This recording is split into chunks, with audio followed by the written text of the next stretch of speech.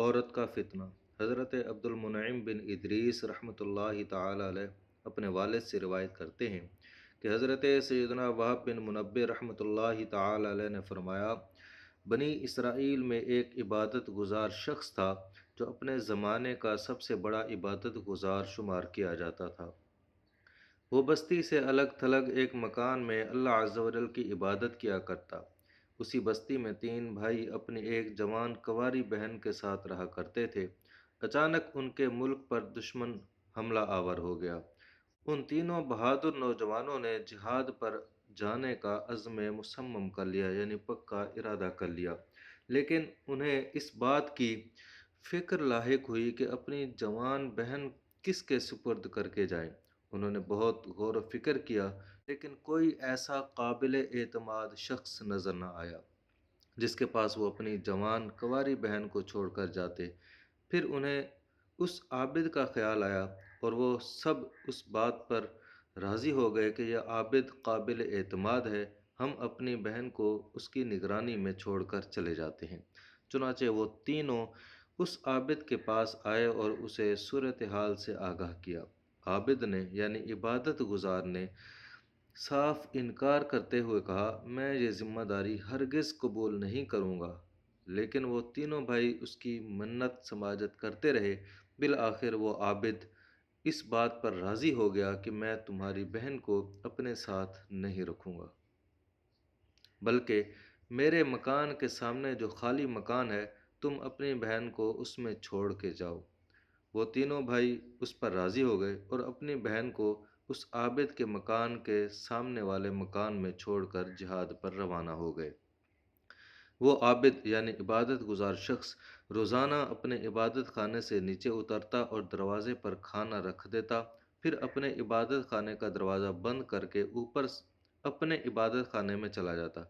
پھر لڑکی کو آواز دیتا کہ کھانا لے جاؤ، لڑکی وہاں سے کھانا لے کر چلی جاتی۔ اس طرح کافی عرصہ تک عابد اور اس لڑکی کا آمنا سامنا نہ ہوا۔ وقت گزرتا رہا۔ ایک مرتبہ شیطان مردود نے اس عابد کے دل میں یہ وسوسہ ڈالا کہ وہ بیچاری اکیلی لڑکی ہے، روزانہ یہاں کھانا لینے آتی ہے، اگر کسی دن اس پر کسی مرد کی نظر پڑ گئی اور وہ اس کے عشق میں گرفتار ہو گیا تو یہ کتنی بری بات ہے۔ کم از کم اتنا تو کر کہ دن کے وقت تو اس لڑکی کے دروازے پر کھانا رکھ آیا کر تاکہ اسے باہر نہ نکلنا پڑے۔ اس طرح تجھے زیادہ اجر بھی ملے گا اور وہ لڑکی غیر مردوں کے شر سے بھی محفوظ رہے گی۔ اس عابد کے دل میں یہ وسوسہ گھر کر گیا اور وہ شیطان کے جال میں پھنس گیا۔ چنانچہ وہ روزانہ دن میں لڑکی کے مکان پر جاتا اور کھانا دے کر واپس آ جاتا، لیکن اس سے گفتگو نہیں کرتا تھا۔ پھر کچھ عرصہ بعد شیطان نے اسے ترغیب دلائی کہ تیرے لیے نیکی کمانے کا کتنا عظیم موقع ہے کہ تو کھانا اس کے گھر میں پہنچا دیا کر تاکہ اس لڑکی کو پریشانی نہ ہو، اس طرح تجھے اس کی خدمت کا ثواب زیادہ ملے گا۔ چنانچہ اس عابد نے یعنی عبادت گزار شخص نے اب گھر میں جا کر کھانا دینا شروع کر دیا۔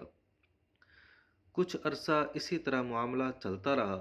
شیطان نے اسے پھر مشورہ دیا کہ دیکھ، وہ لڑکی کتنے دنوں سے اکیلی اس مکان میں رہ رہی ہے، اسے تنہائی میں وحشت ہوتی ہوگی، اگر تو اس سے کچھ دیر بات کر لے اور اس کے پاس تھوڑی بہت دیر بیٹھ جائے تو اس کی وحشت یعنی خوف ڈر ختم ہو جائے گی اور اس طرح تجھے بہت اجر و ثواب ملے گا۔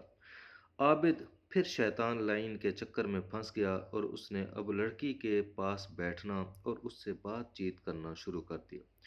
پہلے پہل تو اس طرح ہوا کہ وہ عابد اپنے عبادت خانے سے بات کرتا اور لڑکی اپنے مکان سے، پھر وہ دونوں دروازوں پر آ کر گفتگو کرنے لگے۔ پھر شیطان کے اکسانے پر وہ عابد اس لڑکی کے مکان میں جا کر اس کے پاس بیٹھتا اور باتیں کرتا۔ بالآخر شیطان نے اب اسے ورگلانا شروع کر دیا کہ دیکھ، یہ لڑکی کتنی خوبصورت ہے، کیسی حسین و جمیل ہے۔ جب اس نے جوان لڑکی کی جوانی پر نظر ڈالی تو اس کے دل میں گناہ کا ارادہ ہوا۔ ایک دن اس نے لڑکی سے بہت زیادہ قربت اختیار کی اور اس کی ران پر ہاتھ رکھا، پھر اس سے بوس و کنار کیا۔ بالآخر اس بدبخت عابد نے شیطان کے بہکاوے میں آ کر اس لڑکی سے زنا کیا۔ جس کے نتیجے میں لڑکی حاملہ ہو گئی اور اس حمل سے ایک بچہ پیدا ہوا۔ پھر شیطان مردود نے اس عابد کے پاس یعنی عبادت گزار شخص کے پاس آ کر کہا، دیکھ تیری حرکت کی وجہ سے یہ سب کچھ ہوا ہے، تیرا کیا خیال ہے کہ جب اس لڑکی کے بھائی آئیں گے اور وہ اپنی بہن کو اس حالت میں دیکھیں گے تو تجھے کتنی رسوائی ہوگی اور وہ تیرے ساتھ کیا معاملہ کریں گے؟ تیری بہتری اسی میں ہے کہ تو اس بچے کو مار ڈال تاکہ انہیں اس واقعے کی خبر ہی نہ ہو اور تو رسوائی سے بچ جائے۔ چنانچہ اس بدبخت نے بچے کو ذبح کر ڈالا اور ایک جگہ دفن کر دیا۔ اب وہ مطمئن ہو گیا کہ لڑکی اپنی رسوائی کے خوف سے اپنے بھائیوں کو اس واقعے کی خبر نہیں دے گی، لیکن شیطان ملعون دوبارہ اس عابد کے پاس آیا اور کہا، اے جاہل انسان، کیا تو نے یہ گمان کر لیا ہے کہ یہ لڑکی اپنے بھائیوں کو کچھ نہیں بتائے گی؟ یہ تیری بھول ہے، یہ ضرور تیری حرکتوں کے بارے میں اپنے بھائیوں کو آگاہ کرے گی اور تجھے ذلت و رسوائی کا سامنا کرنا پڑے گا۔ تیری بہتری اسی میں ہے کہ تو اس لڑکی کو بھی قتل کر کے دفن کر دے تاکہ معاملہ ہی ختم ہو جائے۔ عابد نے شیطان کے مشورہ پر عمل کیا اور لڑکی کو قتل کر کے اسے بھی بچے کے ساتھ ہی دفن کر دیا اور عابد دوبارہ مصروف عبادت ہو گیا۔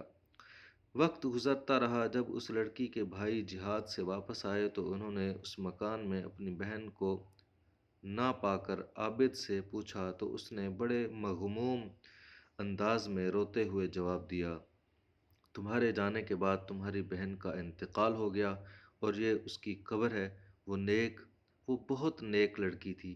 اتنا کہنے کے بعد وہ عابد رونے لگا اور اس کے بھائی بھی قبر کے پاس رونے لگے۔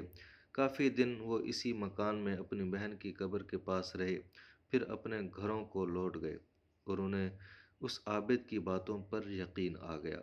ایک رات جب وہ تینوں بھائی اپنے اپنے بستروں پر آرام کے لیے لیٹے اور ان کی آنکھ لگ گئی تو شیطان ان تینوں کے خواب میں آیا اور سب سے بڑے بھائی سے سوال کیا، تمہاری بہن کہاں ہے؟ اس نے کہا، وہ تو مر چکی ہے اور فلاں جگہ اس کی قبر ہے۔ شیطان نے کہا، اس عابد نے تم سے جھوٹ بولا ہے، اس نے تمہاری بہن کے ساتھ زنا کیا اور اس سے بچہ پیدا ہوا، پھر اس نے رسوائی کے خوف سے تمہاری بہن اور اس بچے کو مار ڈالا اور ان دونوں کو ایک ساتھ دفن کر دیا۔ اگر تمہیں یقین نہیں آئے تو تم وہ جگہ کھود کر دیکھ لو۔ اس طرح اس نے تینوں بھائیوں کو خواب میں آ کر ان کی بہن کے متعلق بتایا۔ جب صبح سب کی آنکھ کھلی تو سب حیران ہو کر ایک دوسرے سے کہنے لگے، رات تو ہم نے عجیب و غریب خواب دیکھا ہے۔ پھر سب نے اپنا اپنا خواب بیان کیا۔ بڑا بھائی کہنے لگا، یہ محض ایک جھوٹا خواب ہے، اس کی کوئی حقیقت نہیں، لہذا اسے ذہن سے نکال دو۔ چھوٹے بھائی نے کہا، میں اس کی ضرور تحقیق کروں گا اور ضرور اس جگہ کو کھود کر دیکھوں گا۔ چنانچہ وہ تینوں بھائی اسی مکان میں پہنچے اور جب اس جگہ کو کھودا جس کی شیطان نے نشاندہی کی تھی تو وہ یہ دیکھ کر حیران رہ گئے کہ وہاں ان کی بہن اور ایک بچہ ذبح شدہ حالت میں موجود ہیں۔ چنانچہ وہ اس بدبخت عابد کے پاس پہنچے اور اس سے پوچھا، سچ سچ بتا، تو نے ہماری بہن کے ساتھ کیا کیا ہے؟ عابد نے جب ان کا غصہ دیکھا تو اپنے گناہ کا اعتراف کر لیا اور سب کچھ بتا دیا۔ چنانچہ وہ تینوں بھائی اسے پکڑ کر بادشاہ کے دربار میں لے گئے۔ بادشاہ نے ساری بات سن کر اسے پھانسی کا حکم دے دیا۔ جب اس بدبخت عابد کو پھانسی دی جانے لگی تو شیطان مردود اپنا آخری وار کرنے پھر اس کے پاس آیا اور اسے کہا، میں ہی تیرا وہ ساتھی ہوں جس کے مشوروں پر عمل کر کے تو عورت کے فتنے میں مبتلا ہوا، پھر تو نے اسے اور اس کے بچے کو قتل کر دیا۔ ہاں، اگر آج تو میری بات مان لے گا تو میں تجھے پھانسی سے رہائی دلوا دوں گا۔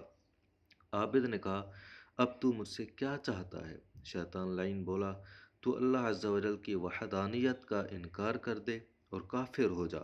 اگر تو ایسا کرے گا تو میں تجھے آزاد کرا دوں گا۔ یہ سن کر کچھ دیر تو عابد سوچتا رہا، پھر دنیاوی عذاب سے بچنے کے لیے اس نے اپنی زبان سے کفریہ کلمات بکے اور اللہ عز و جل کی وحدانیت کا منکر ہو گیا۔ جب شیطان ملعون نے اس بدبخت عابد کا ایمان بھی برباد کروا دیا تو اسے حالت کفر میں پھانسی دے دی گئی اور وہ فوراً اپنے ساتھیوں سمیت وہاں سے غائب ہو گیا۔ شیطان کی شیطانیت کے بارے میں قرآن کریم بیان فرماتا ہے، جس کا ترجمہ ہے: شیطان کی کہاوت جب اس نے آدمی سے کہا کفر کر، پھر جب اس نے کفر کر لیا بولا میں تجھ سے الگ ہوں، میں اللہ سے ڈرتا ہوں جو سارے جہاں کا رب ہے۔ اے ہمارے پروردگار عز و جل، عورت کے فتنوں اور شیطان کی مکاریوں سے ہماری حفاظت فرما، ہمیں دنیاوی اور اخروی ذلت و رسوائی اور عذاب سے محفوظ فرما، ہماری عصمتوں اور ہمارے ایمان کی حفاظت فرما۔ اے اللہ، ہم تیری ہی عطا سے مسلمان ہیں، تجھے تیرے پیارے حبیب صلی اللہ تعالی علیہ وآلہ وسلم کا واسطہ ہمارا خاتمہ بالخیر فرما۔ آمین آمین بجاہ النبی الامین صلی اللہ تعالی علیہ وآلہ وسلم۔